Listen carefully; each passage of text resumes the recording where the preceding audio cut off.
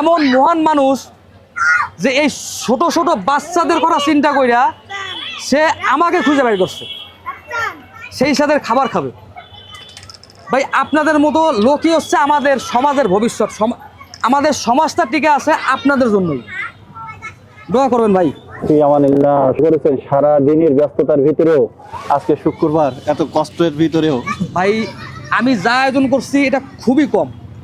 ইনশাল্লাহ নেক্সটে বাচ্চারা যখনই বায়না ধরবে আপনি কোনো চিন্তা করবেন না, সঙ্গে সঙ্গে আমারে ফোন দেবেন এবং বাচ্চারা বায়না ধরার সঙ্গে সঙ্গে বলবেন যে এখনই যাব সালমান ভাইয়ের সেই সাথে। আপনার বাচ্চাদের জন্য সেই সাথ ভাই প্রত্যেকটা সময় খোলা, আলহামদুলিল্লাহ, প্রত্যেকটা সময় চলে আসবেন নিয়া। আপনার যাওয়া আসার ভাড়া, খাবার দাবার থেকে শুরু করে বাচ্চারা যা চায় তারা সবাই এখানে পাবে। কারণ আপনার বাচ্চাদের দেখে আমার খুব কেন ভালো লাগছে ভাই, এত ছোট ছোট বাচ্চা।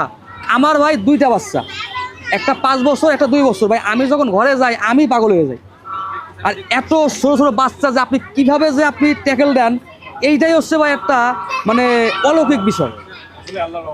ইনশাআল্লাহ আপনার হাত থেকে মুক্তি তৈরি হবে, আপনার হাত থেকে মুহাদ্দিস তৈরি হবে, আপনার হাত থেকে কারি তৈরি হবে। আর সেই মুক্তি কারীদের নিয়ে ইনশাআল্লাহ আমরা একদিন খুলনা শহরে মাহফিল করব। আমিন আমিন। ধন্যবাদ ভাই।